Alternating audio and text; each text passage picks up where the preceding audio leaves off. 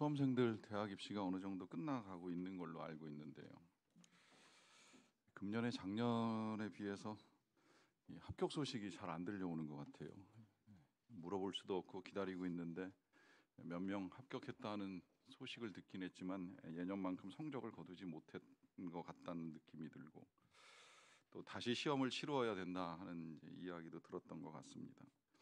열심히 준비를 했는데 결과가 좋지 아니하면 힘듭니다. 또 옆에서 지켜보거나 혹은 같이 기도하는 사람들의 마음이 안타깝습니다. 힘들게 준비했는데 생각만한 결과가 나오지 않을 때 어떤 일이라도 절대 마음이 편안하지는 않지요. 그러면 이제 고민을 하게 됩니다. 어떻게 해야 되나, 더 해야 되나, 다시 해야 되나. 잘은 모르지만 제가 알기로 우리나라에서 지금은 이제 대학 가는 것 자체는 어려운 것 같지가 않은 것 같아요. 마음만 먹으면 이제 어디든 갈 수 있는 길은 열릴 만큼 대학 정원이 지금 수험을 치르는 학생들보다는 이제 더 많아진 것 같습니다. 제가 본 바로도 원서만 내면 등록금의 절반까지라도 그냥 대주겠다라고 하는 대학도 있기는 하더라고요. 이제 그럴 정도로 대학을 가는 건 어려운 일이 아닌데, 이제 문제는 좋은 대학이죠. 소위 말하는 서울에 있는 대학을 가고 싶다 그러면 이제 훨씬 힘이 들고요. 그 가운데서도 서울에 있는 대학 중에서도 잘 알려진 명문 대학을 간다고 하면 훨씬 더 어려운 일이 되고, 그 가운데서도 만약에 뭐 의치대를 간다고 하면 이제 훨씬 더 어려운 일이 될 겁니다. 말 그대로 이제 꿈이 크면 클수록 그것을 이루는 데 있어서의 과정은 훨씬 더 힘들 수밖에 없다라고 하는 것인데요.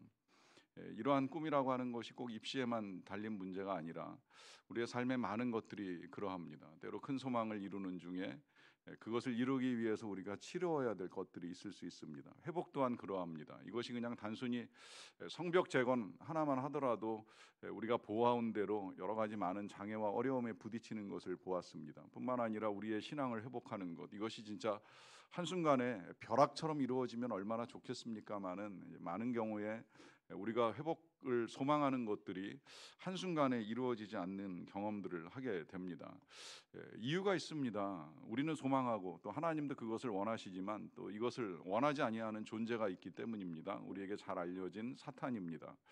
하나님께서는 하나님의 나라를 이루어 가고자 하시는데 사탄은 이것을 원하지 않습니다. 하나님의 나라는 성경에서 의와 평강과 희락으로 우리에게 가르쳐 줍니다. 의를 이루는 것이고 또 기쁨을 회복하는 것이고 또 마음의 평안을 회복하는 것입니다. 그러나 그러한 하나님의 뜻에 맞서서 사탄은 우리에게 늘 부정하고 불의하고 또 불안함을 조성해서 우리가 하나님의 나라를 이 땅에서 누리며 살아가는 것을 하지 못하게 하는 일들이 일어납니다. 그러다 보니까 이제 많은 어려움을 겪게 되는데, 이와 같은 어려움이 지금 이 성벽 재건의 소망을 가지고 있었던 느헤미야도 예외는 아니었습니다. 이것이 단순히 그냥 벽을 쌓고 담을 쌓고 또 건물을 짓고자 하는 의도가 아니라 이제 그 가운데 하나님의 나라를 이루어가는 것입니다. 그동안에 그들의 부정함과 불의함에 의해서 황폐되었던 그 땅에 하나님을 향한 믿음과 신앙을 회복하고 다시 하나님의 나라를 재건하고자 하는 이 선한 소망에도 장애물은 있었다라고 하는 것이죠.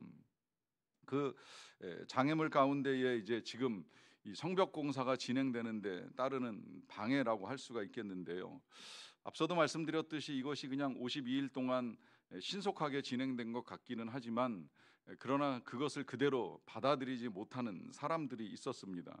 오늘 본문에 보면 이 성벽이 어느 정도 이제 중건이 되어서 이제 문짝만 달면 되는 이제 그런 상황에까지 이르렀어요. 그러고 보니까 이것을 싫어하던 사람들 입장에서는 아주 못마땅한 상황까지 전개가 된 것입니다. 문 달면 성벽 재건 공사 이제 거의 끝나는 거나 다름이 없거든요. 그러다 보니까 어떻게 해서든 저 문짝만은 못 달게 해야 되겠다라고 하는 마음을 가진 사람들이 이제 이것을 방해하기 위해서 여러 가지 반응을 보이는데요. 먼저 2절에 보시게 되면 산발락과 게셈이 내게 사람을 보내어 이르기를 오라 우리가 오노평지 한 촌에서 서로 만나자 하니 실상은 나를 해하고자 함이었더라 합니다. 느헤미야는 그들의 의도를 알고는 있었습니다. 그건 이제 느헤미야를 해함으로 말미암아 성벽 공사가 중단되게 만들고자 하는 것이었는데, 그가 알고 있음에도 불구하고 그들이 이제 요청하는 내용은 우리가 오노라고 하는 평지에서 한번 좀 만나자라고 하는 요청을 하는 것이었어요. 마치 이 만남이 느헤미야를 위해서나 유다를 위해서나 또 성벽 재건 공사를 위해서 꼭 필요한 것처럼 이 바쁘게 일이 진행되는 동안에 연락을 취해 가지고 와서 좀 의논할 것이 있다라고 하는 이야기를 하는 것입니다. 여기에서 이제 지금 이 하나님의 일을 방해할 때 제일 먼저 나타나는 현상을 우리가 볼 수 있는데요. 그것은 호의를 가장한다라고 하는 것입니다.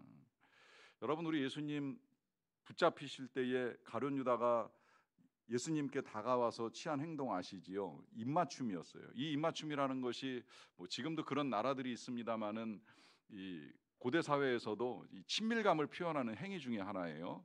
사도 바울이 편지 말미에 가끔 너희가 서로 입맞춤으로 문안하라라고 하는 인사를 하잖아요. 이 인사가 서로 친밀감을 잘 유지해 가라라고 하는 당부가 될 수도 있는데, 이 가룟 유다가 예수님께 와서 입맞춤을 할 때 이 표현 자체는 친밀감을 드러내는 행위가 되지만, 그러나 그 속에는 작전이 있는 거잖아요. 그 작전은 예수님이 누구인지 모르는 로마 군병들에게 예수님이 누구신지를 가르쳐주는 행위가 있는 거예요. 그러니까 겉으로는 친밀감의 호의를 표시하지만 실상으로는 이자가 너희들이 잡아야 될 예수야라고 하는 사인을 담고 예수님께 다가가 입을 맞추는 행위를 합니다.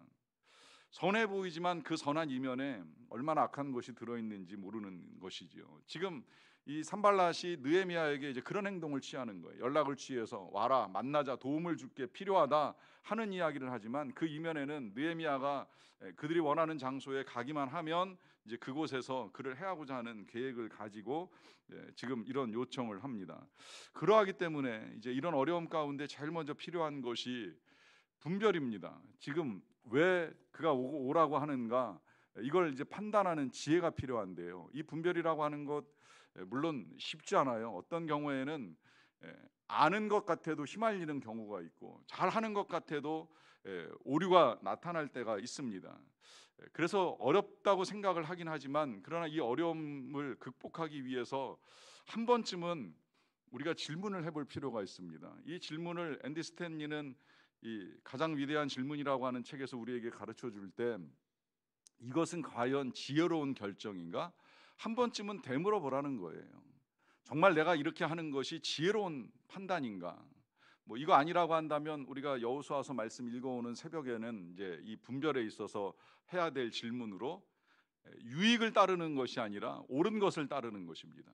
나에게 도움이 되느냐 하는 것이 아니라 정말 이것이 하나님께서 기뻐하시는가, 하나님 보시기에도 옳은가라고 하는 것이 판단의 기준이 되어야 한다는 것입니다. 이 느헤미야는 이걸 정확하게 알고 있었던 거예요.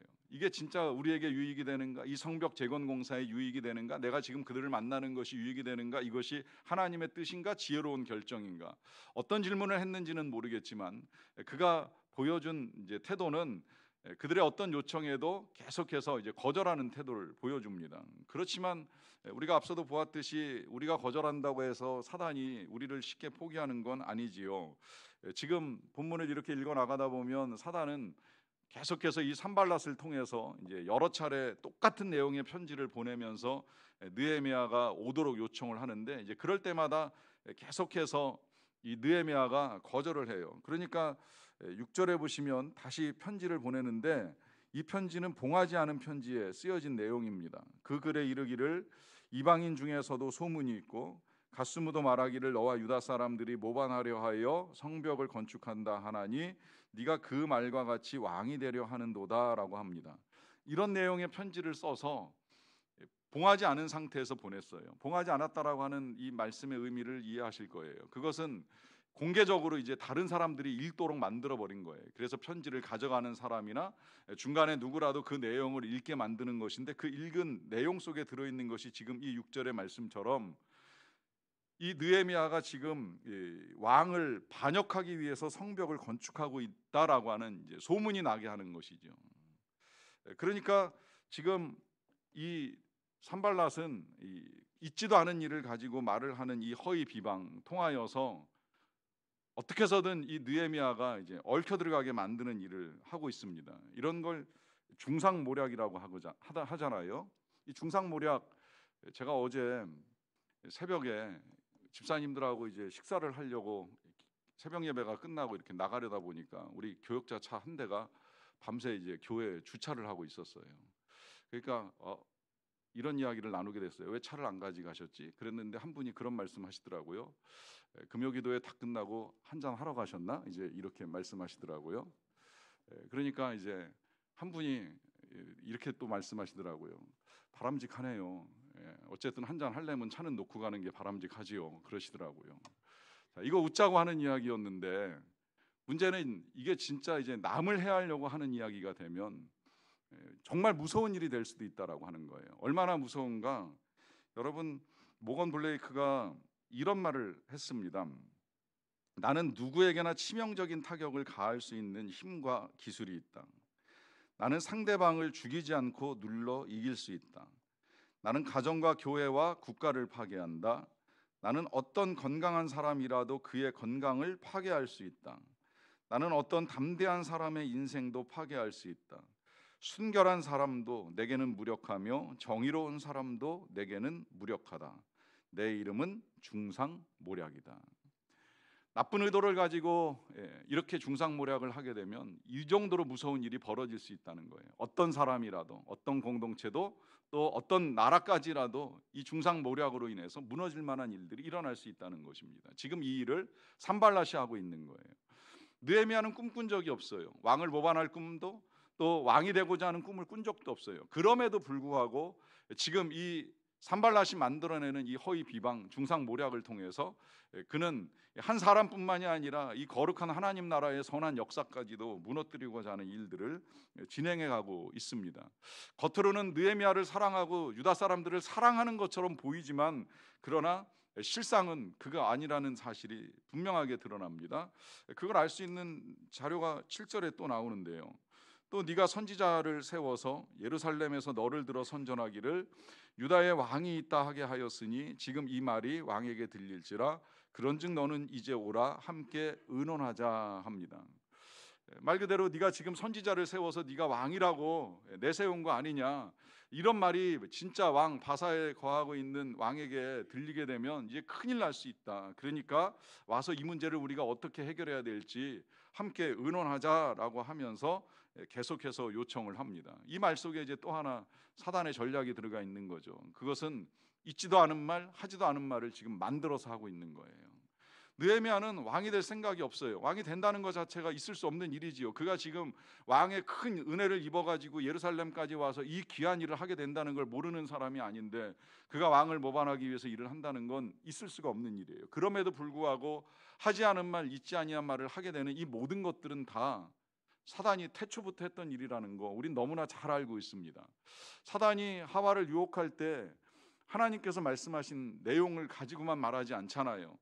선악을 알게 하는 나무의 열매를 먹지 말라 하시더냐라고 하는 질문으로 끝난 게 아니에요. 거기에 이제 자기 말을 덧붙여요. 하나님께서 하시지 않은 말이에요. 그것을 먹는 날에 너희가 하나님같이 되리라.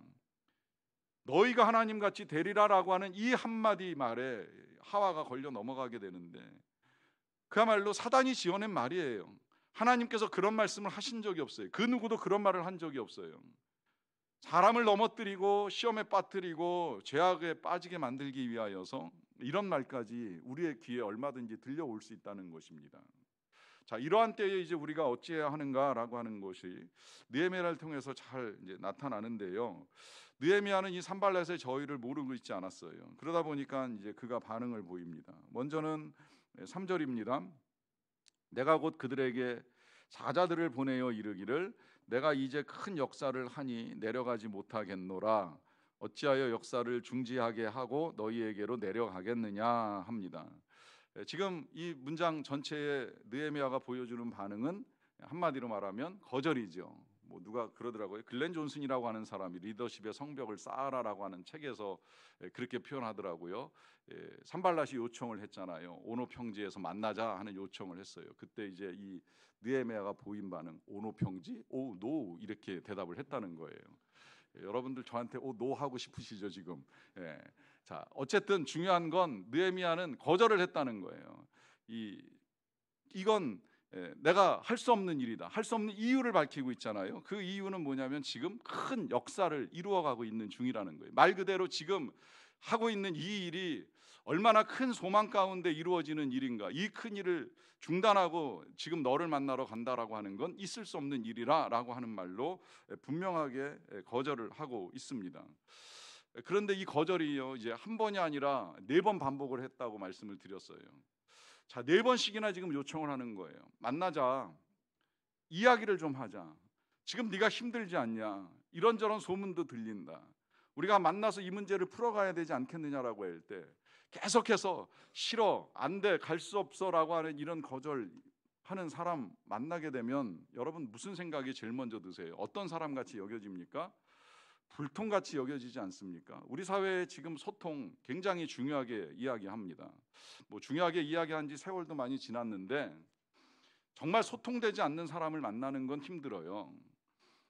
소통이 되지 아니하는 부모, 소통이 되지 않은 자녀, 소통이 되지 않는 뭐 상사나 부하나 뭐 혹은 교우를 만나는 그 어떤 관계도 편안할 리는 없어요.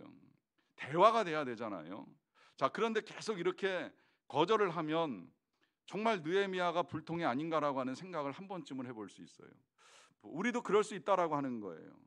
말을 하는데 듣지 않는 사람이 있으면 저 사람 왜 저렇게 듣지를 않지, 이런 생각을 할 가능성이 있습니다. 그런 생각이 들 때 제가 여러분들께 부탁을 드리고 싶은 것이 있습니다. 그러면 중요한 건 뭐냐면 나를 돌아보셔야 돼요. 나는 정말 잘 듣고 있는가? 그가 안 듣고 있다는 것 때문에 내가 답답하게 여긴다면 나는 과연 잘 듣는 사람인가 한 번쯤 돌아보십시오. 어떻게 보면 느헤미야가 불통 같지만 이 불통 같은 느헤미야의 거절을 듣지 않고 있는 사람은 산발랏입니다. 자기는 듣지 않으면서 남이 안 듣는 것만 가지고 불통이라고 함부로 단정 짓지 마시라고 말씀을 드리는 거예요. 제가 이 말씀을 드리는 이유가 있어요. 이 관계가 하나님과 우리 사이에서 일어나기 때문입니다. 우리가 기도를 드리잖아요. 응답이 되면 다행인데 어떤 건 응답이 안 될 때가 있어요. 여러 번 기도해도 응답이 안 됩니다. 너무 간절하고 절박한데 응답이 안 됩니다. 그러면 혹시라도 마음속에 표현은 안 하지만 하나님이 불통같이 여겨지실 때가 있으신 적이 없으신지요? 나는 기도하는데 왜 안 들으시지? 왜 응답이 없지? 우리 하나님 불통 아니신가? 정말 계신 거 맞나 하는 의문이 들은지 모르겠어요. 그때 생각하시라고 말씀을 드리는 거예요. 그럼 나는 정말 우리 하나님 말씀하시는 거 잘 듣고 있는가? 하나님의 음성을 잘 듣고 있는가? 하나님의 뜻을 잘 헤아리고 있는가? 그 뜻에 따라 내가 행하고 있는가? 나는 정말 하나님과 소통이 잘 되는 사람인가? 돌아봐야 될 사람들은 우리라는 거예요.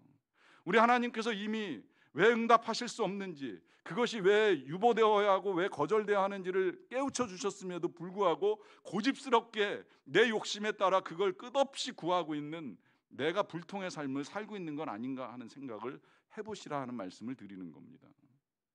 아니라면 때로는 이런 불통이 필요할 때가 있어요. 지금 이 느헤미야 말 그대로 큰 역사를 이루어가는 중에 소통한답시고 잠시 자리를 비우면 어떤 일이 벌어질지 모르거든요. 그야말로 수험생이 다시 꿈을 크게 갖고요, 좋은 대학 가겠다고 열심히 공부하는 중에 친구들이 불러낸다고 해서 다 쫓아나가가지고 만나고 시간을 보내고 해가지고 정말 큰 꿈을 이룰 수 있겠습니까? 물론 뭐 관계가 중요하고 친구가 중요하고 교제가 중요하고 다 중요하다는 핑계와 이유 얼마든지 저는 될 수 있다고 생각하고 저도 그것이 중요하다는 걸 잘 알고 있어요. 저도 지금은 일보다 사람이 더 중요하다는 걸 분명하게 생각을 하고 살아가려고 애를 씁니다. 하지만 하나님의 뜻을 이루어가는 중에 있어서 모든 것이 다 사람의 뜻을 따를 수만은 없다라고 하는 거예요. 우리가 하나님 나라의 소망을 가지고 하나님의 일들을 이루어가는 과정 속에서 끊임없이 우리의 그 귀한 하나님의 일들을 무너뜨리고자 하는 사람의 일들을 듣다 보면 하나님의 일이 그르칠 수도 있기에 때로는 불통이 필요할 수도 있다라고 하는 것을 알려드립니다. 그래서 지금 느헤미야는 이런 식으로 몇 번의 거절을 통해서 일관성 있는 태도를 보여주는데요. 그러다 보니까 이제 4절 같은 경우에 이제 4번씩이나 사람을 보내도 똑같이 대답하는 말로 거절을 합니다.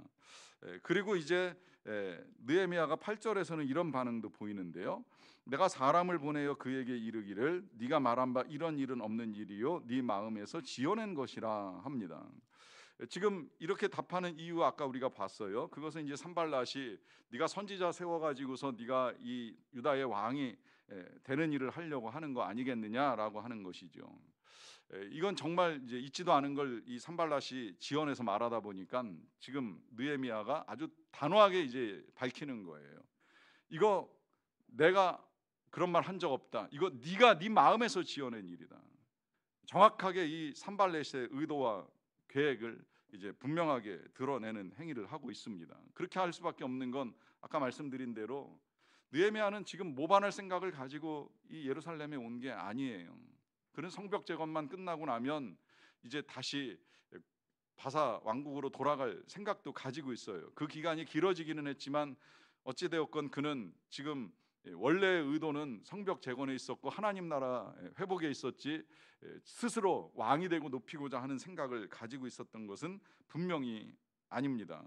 그러하기 때문에 이제 그는 담대하게 대처하면서 이 문제를 풀어나가는데 그 담대함 9절에서 보시면 좀 더 이제 알 수 있는데요. 이는 그들이 다 우리를 두렵게 하고자 하여 말하기를 그들의 손이 피곤하여 역사를 중지하고 이루지 못하리라 함이라 합니다.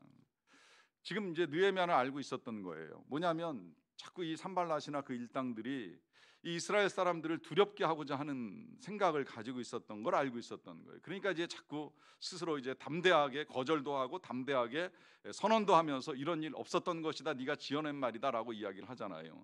자, 이렇게 하는 이유가 뭐냐면 마음에 두려움이 생기면 어떤 일이든 그렇습니다. 지금 이 표현대로 손이 피곤하다라고 했는데 손이 피곤하다라고 하는 건 힘이 빠졌다는 의미가 되는 거예요. 그래서 힘이 빠지면 소망을 잃게 되고 소망을 잃으면 하나님의 역사가 중단이 됩니다.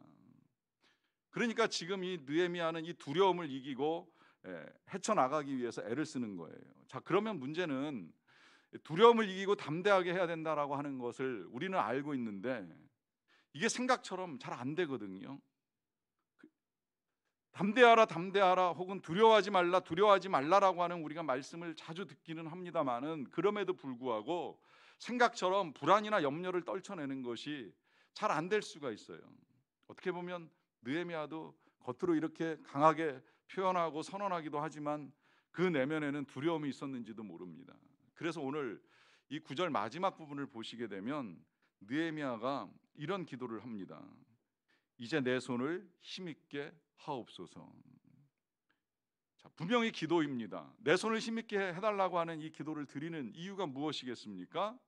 느헤미야도 손에 힘이 빠진 거예요. 생각해 보면 힘이 빠질 수밖에 없지요. 우리가 지금까지 보는 동안에 그가 겪었던 일이 한두 가지가 아니잖아요. 밖으로만 겪었습니까? 안으로도 겪었잖아요. 이거 못할 것 같다라고 말하는 동포들의 이야기도 있었어요. 또 배고파요, 힘들어요라고 부르짖는 곤고한 백성들의 소리도 있었어요. 여기서 끝나는 것이 아니라 또다시 이렇게 성벽 문짝 달기 직전에 이제 마무리가 되어갈 이 즈음에 또다시 와라 만나자 이야기하는 이 산발랏의 이야기를 들으면서 이 위협과 협박 앞에 느헤미야라고 해서 어찌 힘이 빠지지 않을 수가 있겠습니까? 그러니까 느헤미야가 하나님께 그대로 기도를 드리는 거예요. 하나님, 나에게도 힘이 필요합니다.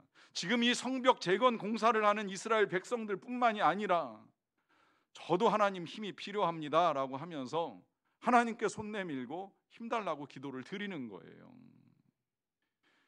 그런데 여기서 여러분, 느헤미야가 이런 기도를 드리는 것이 중요한 이유가 있습니다.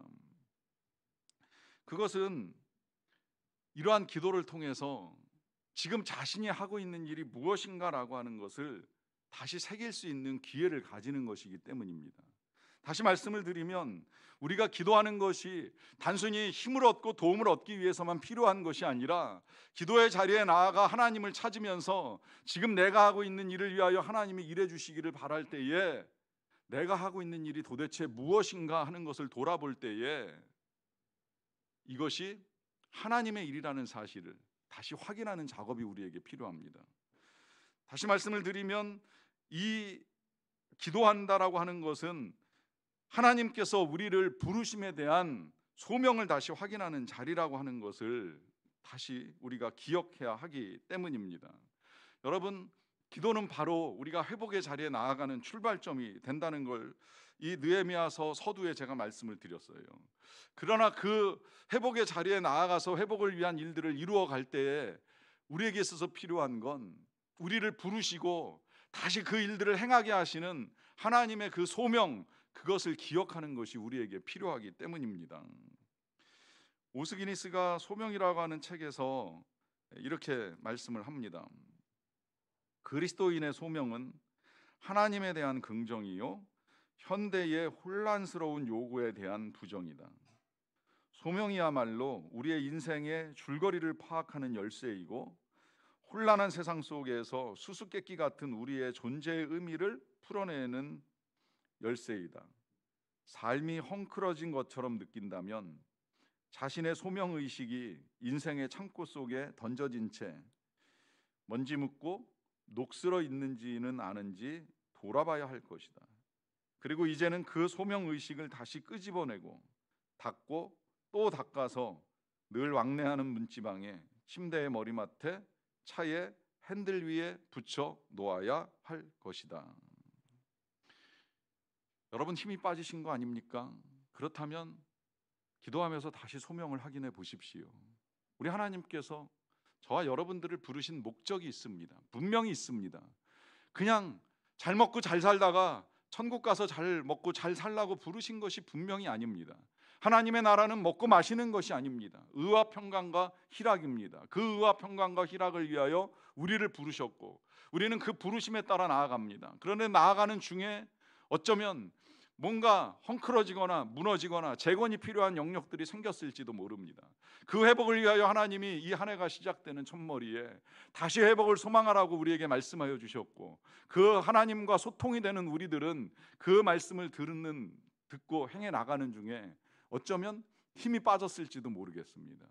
그 힘 빠진 우리들을 위하여 오늘 하나님이 다시 일깨워 주시는 건 우리를 부르신 바 그 하나님의 부르심, 그 소망을 다시 끄집어내고 닦고 새롭게 해서 그 소망을 잊지 않고 살아가는 삶에 대한 도전을 할 것을 당부합니다.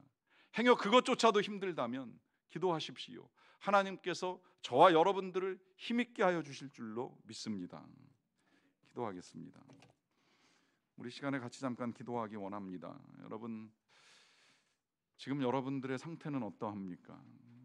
혹시라도 누군가에 의해 혹은 무엇인가에 의해 힘 빠진 상태를 방치하고 계시는 것은 아닌지요? 혹은 두려움에 사로잡혀 있거나 염려와 근심에 매여 있는 것은 아닌지요? 그 모든 것들 속에 오늘 우리가 어떻게 기도해야 할지를 느헤미야가 너무 우리에게 잘 보여줍니다. 하나님이여 내게 힘있게 하옵소서, 내 손을 힘있게 하옵소서. 필요한 대로 각자의 기도를 하나님 앞에 올려드리는 시간을 잠시 갖도록 하겠습니다.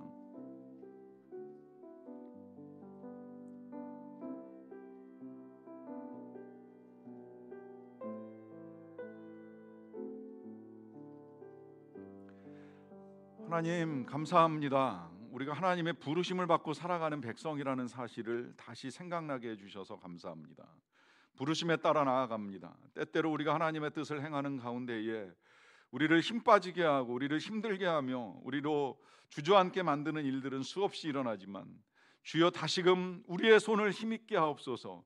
주님의 힘으로 우리가 헤쳐나가기를 원합니다. 주님과 함께 주신 바 귀한 소망들을 이루는 우리 모두가 되기를 간절히 원합니다. 예수님의 이름으로 기도하옵나이다.